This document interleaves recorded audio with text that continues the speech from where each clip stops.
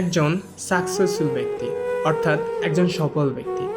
সমাজে আমরা দেখি অনেক সফল ব্যক্তি রয়েছে, তারা আসলে প্রকৃতপক্ষে কতটা সফল? একজন সফল ব্যক্তির গল্পটা শুরু হওয়া উচিত ত্যাগের মাধ্যমে, কষ্টের মাধ্যমে, পরিশ্রমের মাধ্যমে, অধ্যবসায়ের মাধ্যমে, নিজের গ্রাম শ্রমের মাধ্যমে।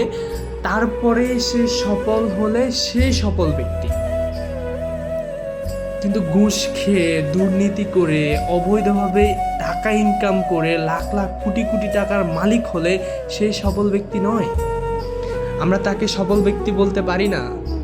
আমরা সমাজে অনেক মানুষকে সফল ব্যক্তি বলি, তারা সফল। আমরা ভাবি তারা সফল না, তারা সফল না।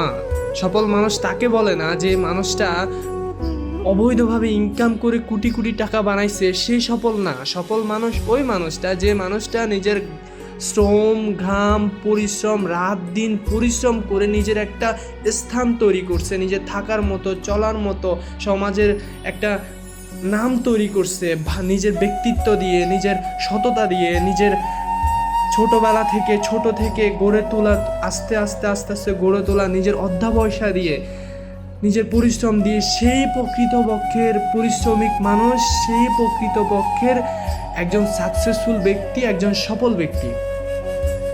আমরা সমাজে যাকে সফল ব্যক্তি বলি, আসলেই সে কি সফল ব্যক্তি আমরা সেই জিনিসটা ভাবি না। সফল ব্যক্তি সবাই হতে পারে না, টাকা থাকলেই সফল ব্যক্তি হতে পারে না। সফল ব্যক্তির কে সঠিকটা যাচাই করার মাথা, ব্রেন আপনাকে দিয়েছে। তাই সফল ব্যক্তি কারা আশা করি আমার কথার মাধ্যমে বুঝছেন। আল্লাহ হাফেজ, ধন্যবাদ।